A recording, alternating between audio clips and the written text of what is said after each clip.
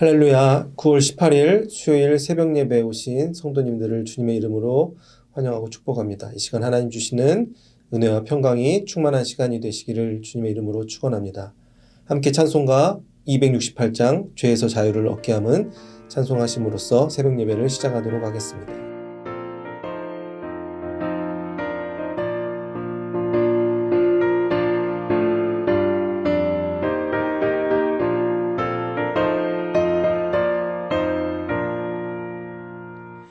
죄에서 자유를 얻게 함은 보혈은요 주의 보혈 시험을 이기고 승리하니 참 놀라운 능력이로다. 주의 보혈 능력이 또다. 주의 피 믿어 주의 보혈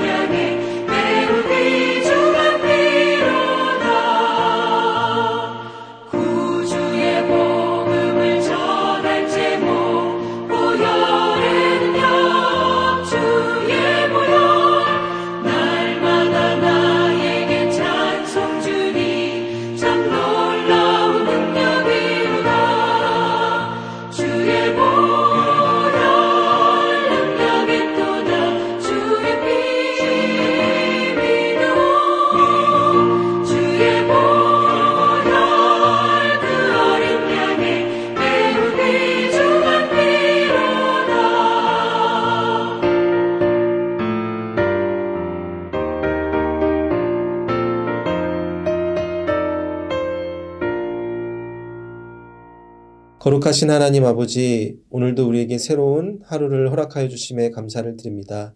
특별히 오늘 이 시간 우리가 한 마음으로 우리 자녀들을 위해서 기도합니다. 다음 세대를 위해서 기도합니다. 아버지 하나님, 점점 악해져 가고 하나님과 멀어지는 이 세대를 하나님께서 불쌍히 여겨주시고 이 세대에 자라나는 우리 어린 자녀들이 예수님을 삶의 주인으로 모시고 하나님이 원하시는 그 길을 걸어갈 수 있도록 아버지 하나님께서 늘 함께하여 주시옵소서. 세상의 유혹에 넘어지지 않게 하시고 세상의 가치를 위하여 살아가는 삶이 아닌 하나님께서 우리에게 주시는 그 비전을 가지고 하나님께 기쁨을 돌리는 우리의 자녀들이 될 수 있도록 아버지 하나님께서 그들의 삶을 늘 눈동자같이 지켜주시고 좋은 길로 인도하여 주시옵소서. 그래 그들의 삶을 통해 우리의 삶을 통하여 하나님의 뜻이 이루어지는 귀한 사명을 잘 감당하게 하여 주시옵소서. 이 시간 하나님의 말씀을 듣습니다. 예레미야 선지서의 말씀을 통하여 우리가 다시 한번 하나님의 음성을 듣고 우리의 모든 문제가 하나님의 능력 안에서 말씀 안에서 응답받는 귀한 축복의 시간이 되게 하여 주시옵소서. 감사드리며 살아계신 주 예수 그리스도의 이름으로 기도하옵나이다. 아멘. 오늘 우리에게 주시는 하나님의 말씀은 구약성경 예레미야서 7장 29절에서 8장 3절까지의 말씀입니다. 너희 머리털을 베어버리고 벗은 산 위에서 통곡할지어다. 여호와께서 그 노하신 바 이 세대를 끊어 버리셨음이라. 여호와께서 말씀하시되 유다 자손이 나의 눈앞에 악을 행하여 내 이름으로 일컬음을 받는 집에 그들의 가증한 것을 두어 집을 더럽혔으며 흰놈의 아들 골짜기에 도벳 사당을 건축하고 그들의 자녀들을 불에 살랐나니 내가 명령하지 아니하였고 내 마음에 생각하지도 아니한 일이니라. 그러므로 여호와께서 말씀하시니라. 날이 이르면 이곳을 도벳이라 하거나 흰놈의 아들의 골짜기라 말하지 아니하고 죽임의 골짜기라 말하리니 이는 도벳에 자리가 없을 만큼 매장했기 때문이니라. 이 백성의 시체가 공중의 새와 땅의 짐승의 밥이 될 것이나 그것을 쫓을 자가 없을 것이라. 그때 내가 유다 성읍들과 예루살렘 거리에 기뻐하는 소리, 즐거워하는 소리, 신랑의 소리, 신부의 소리가 끊어지게 하리니 땅이 황폐하리라. 여호와의 말씀이니라. 그때 사람들이 유다 왕들의 뼈와 그의 지도자들의 뼈와 제사장들의 뼈와 선지자들의 뼈와 예루살렘 주민의 뼈를 그 무덤에서 끌어내어 그들이 사랑하며 섬기며 뒤따르며 구하며 경배하던 해와 달과 하늘의 무별 아래에서 펼쳐지게 하리니 그 뼈가 거두이거나 묻히지 못하여 지면에서 분토 같을 것이며 이 악한 민족에 남아있는 자 무릇 내게 쫓겨나서 각처에 남아있는 자들이 사는 것보다 죽는 것을 원하리라. 만군의 여호와의 말씀이니라. 아멘. 계속해서 예레미야서 7장의 말씀을 함께 보고 있습니다. 오늘은 그 마지막 부분입니다. 예레미야 7장의 말씀은 그 7장 초반부에서 우리가 보아서 알고 있는 것처럼 이제 예배에 들어오는 성전에 찾아오는 사람들을 향하여 예레미야 선지자가 하나님께 그 들은 음성을 말씀을 선포하는 장면인 것을 우리가 잘 기억하고 있습니다. 하나님께서 예레미야 선지자에게 직접 명령하셨죠. 그 성전 앞에 서서 문에 서서 너는 이 말씀을 전하라. 왜 하나님께서는 그 성전 안으로 들어가서 말씀을 전하라고 하지 아니하시고 예배 오는 사람들에게 그 문 앞에 서서 하나님 말씀을 전하라고 이렇게 명령하셨을까요? 그 이유는 우리가 7장의 내용을 통해서 알 수 있는 것처럼 그 예배에 오는 지금 유다 민족의 사람들의 삶이 죄악에 빠져 있어서 죄악으로 가득 차 있었기 때문입니다. 그들이 주일은 예배는 성전에서 거룩하게 드렸지만 세상 속에서 어떠한 모습을 하면서 살아갔다고 하나님께서는 예레미야 선지자에게 말씀하십니까? 7장을 보면 잘 나와 있죠. 그들이 세상 속에서 거짓말하고 도둑질하고 살인하고 간음하며 우상을 찬양하는 삶을 살아가고 그리고 주를 다시 성전에 와서 아무렇지 않은 척 회개하지 아니하고 우리를 구원해 주신 하나님께 감사합니다 외치며 이런 마음으로 예배드리고 있다. 그들의 이중적인 마음, 위선을 하나님께서는 비판하시고 예레미야 선지자를 통해서 말씀하고 계신 것입니다. 너희들의 그런 예배는 내가 받을 수 없다. 하나님께서는 말씀하고 계시는 것입니다. 우리는 여기에서 예배 본질에 대해서 생각해 볼 수 있습니다. 예배가 무엇입니까? 예배를 히브리어로 보시면은 엎드리다, 이렇게 절하다라는 의미를 가지고 있습니다. 즉 하나님 앞에 우리의 몸과 마음을 이렇게 낮추고 하나님이 원하시는 그런 삶의 모습으로 변화되기 위해서 우리가 하나님께 드리는 시간이라고 할 수 있습니다. 하나님과 만나는 시간이라고 할 수가 있죠. 그런데 이 예배의 본질을 유다 민족은 잊어버리고 세상 가운데서 자기들 마음대로 살며 온갖 죄악을 저지르다가 아무렇지 않은 듯 그냥 거룩한 예배만 잘 드리면 그들이 하나님께 기쁨을 드리는 삶을 살아갈 수 있을 거라고 그런 헛된 믿음을 가지고 있었던 것입니다. 그들에게 하나님께서 말씀하시는 것입니다. 진정한 삶에 예배가 없는 너희들의 예배는 아무런 의미가 없다. 하나님께서는 예레미야 선지자를 통해서 성전에 들어오고 있는 그 유다 민족을 향해서 말씀하고 계신 것입니다. 우리가 사무엘상 15장을 보시면은 이제 이스라엘 민족의 이렇게 광야를 지날 때 그 마지막에 오던 그런 사람들을 아말렉이 공경하는 장면을 우리가 볼 수 있습니다. 근데 그 아말렉의 공격을 하나님께서는 심판하시기 위해 사울에게 어떤 걸 명령하셨습니까? 아말렉을 진멸하고 모든 소유를 다 없애라라고 하나님께서는 명령하셨습니다. 그런데 사울이 어떻게 반응하였습니까?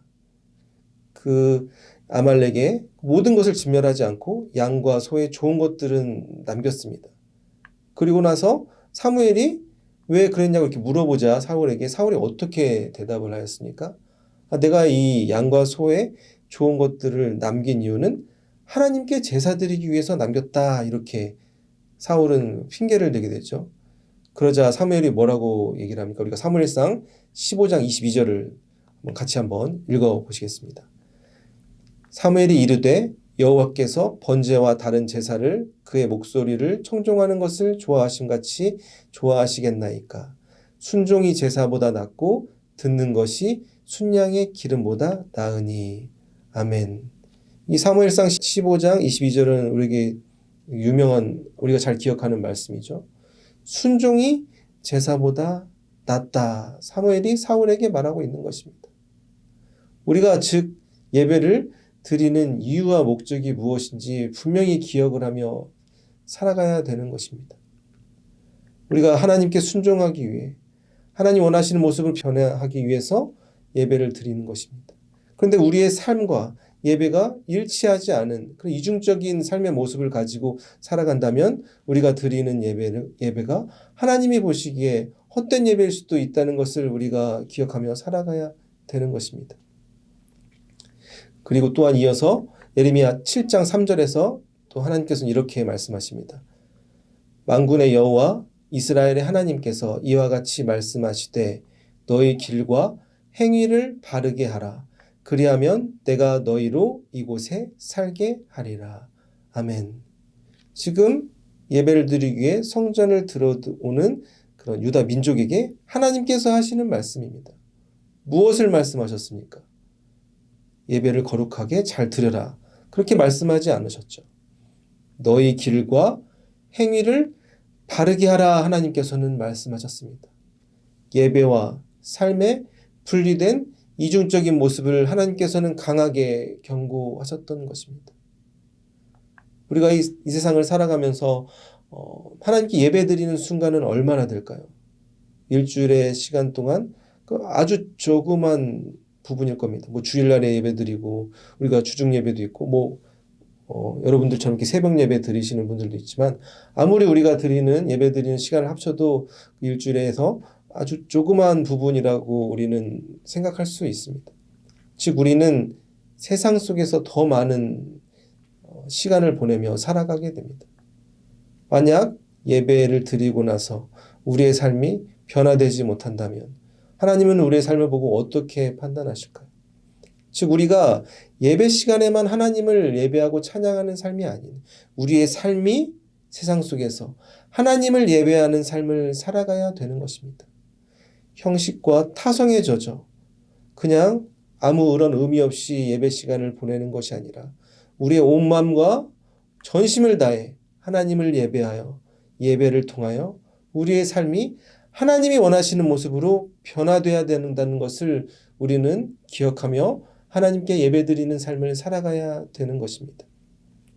이러한 말씀이 7장 초반부에 있었고요. 또 중간부에는 또 어떤 이야기들이 나오죠? 예레미야 7장 중반부에는 우상 숭배하는 유다 백성들. 온전히 예배드리지 못하고 하나님 말씀에 순종하지 못하는 삶을 계속해서 살아가서 그들이 하나님께 잘못된 모습으로 살아가는 모습들을 하나님께서는 계속 말씀하시는 것입니다. 그들에게 뭐라고 말씀하셨습니까?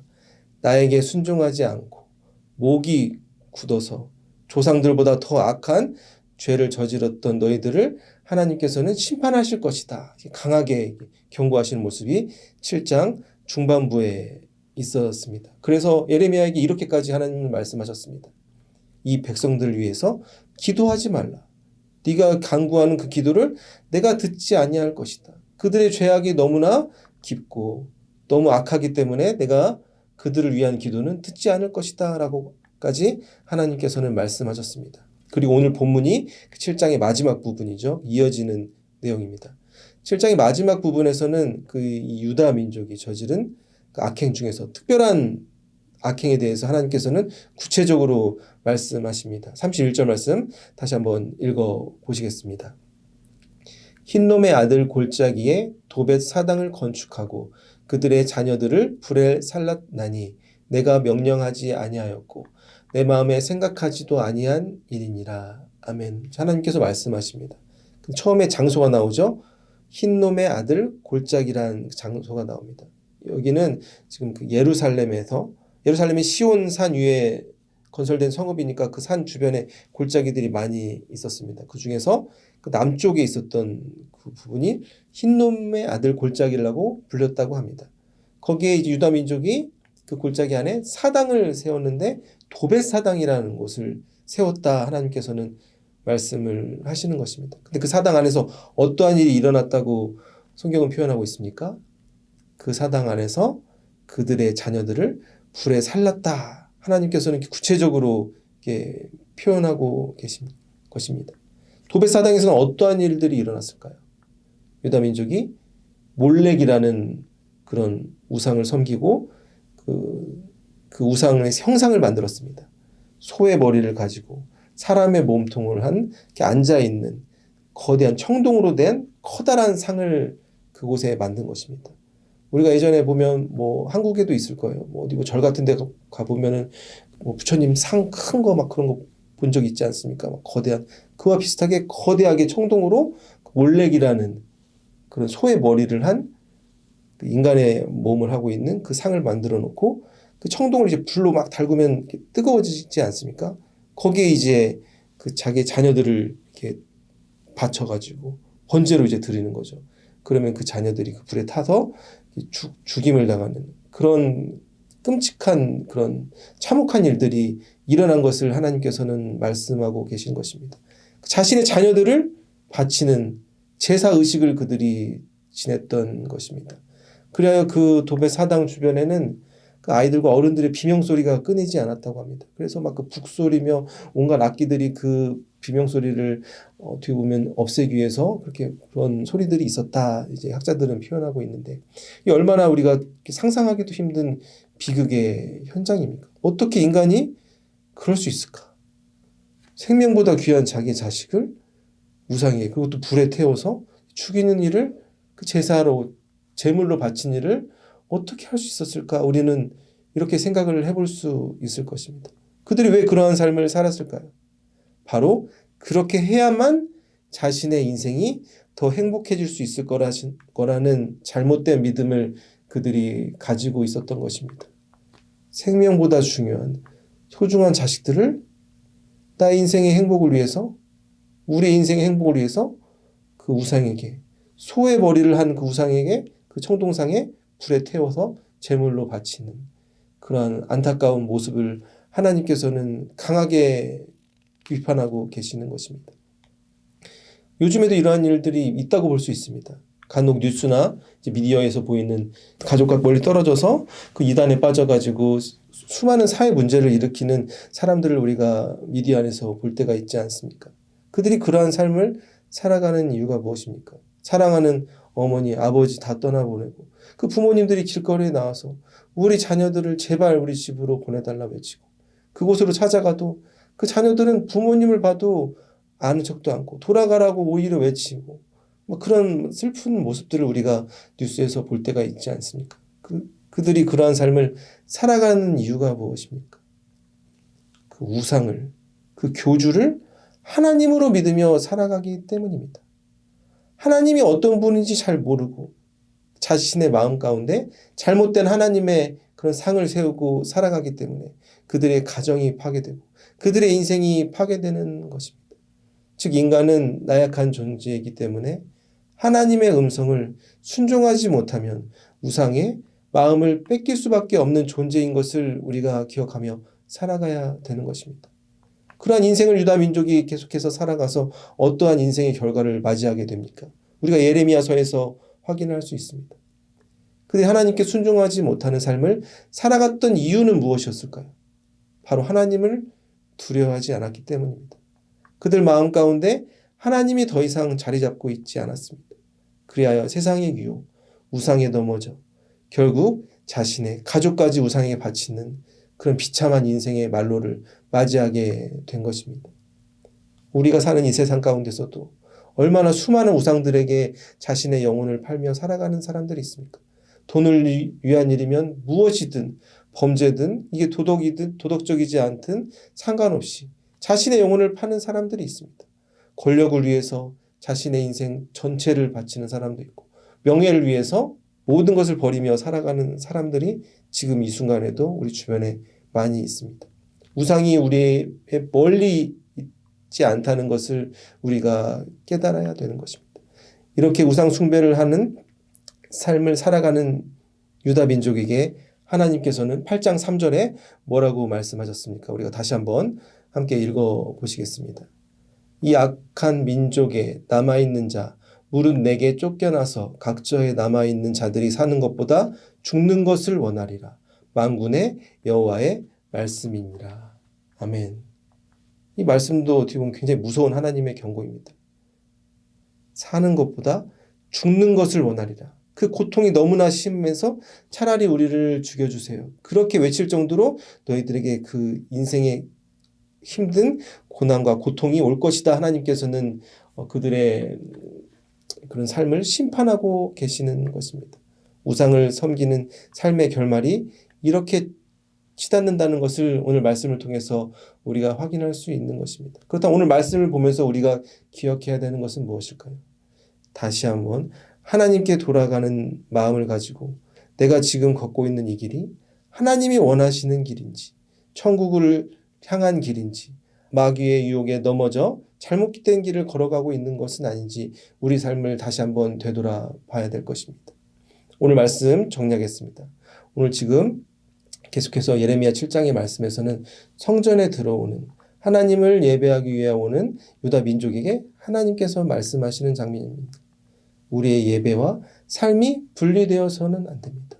우리의 삶이 하나님을 예배하는 삶을 살아가야 되는 것입니다.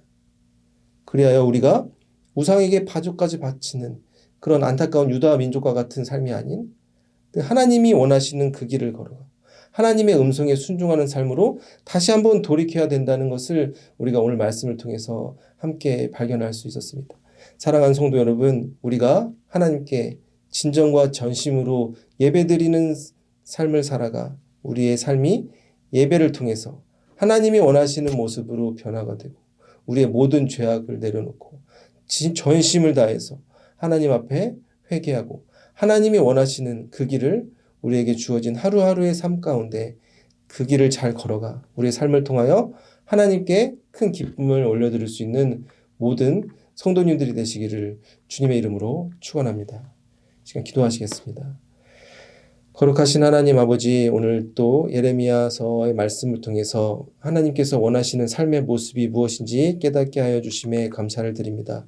하나님 아버지, 때로는 우리가 유다 민족과 같이 하나님을 예배하는 삶을 살아가면서도 세상 속에서 수많은 죄악에 젖어 살아갈 때가 있음을 주님 앞에 고백합니다. 아버지, 이 세상의 유혹에 넘어지는 순간들이 있고 하나님 말씀에 순종하지 못하는 순간들이 있음을 주님 앞에 고백합니다. 아버지 하나님, 다시 한번 우리 마음을 붙들어 주셔서 우리가 온전한 예배로 하나님이 원하시는 모습으로 이 땅에서 살아갈 수 있는 우리 모두가 되게 하여 주시옵소서. 교회 안에서 하나님을 예배하는 것뿐만 아니라 이 세상 가운데서도 하나님께 큰 기쁨과 예배, 온전한 찬양과 예배 드릴 수 있는 삶을 살아가게 하여 주시옵소서. 그리하여 우리의 삶을 통하여 하나님의 영광이 드러나는 귀한 축복을 경험할 수 있는 우리 모두가 되게 하여 주시옵소서. 아버지, 그러한 삶을 우리의 힘으로는 온전히 살아갈 수 없습니다. 우리 안에 계시는 성령님의 음성에 날마다 순종할 수 있는 믿음을 더하여 주시고 우리의 하루하루의 삶을 통하여 예수 그리스도의 복음의 능력이 하나님의 놀라운 사랑이 전파될 수 있는 귀한 축복의 통로의 삶을 살아갈 수 있는 우리 모두가 되게 하여 주시옵소서. 이 모든 것에 감사드리며 살아계신 주 예수 그리스도의 이름으로 기도하옵나이다. 아멘.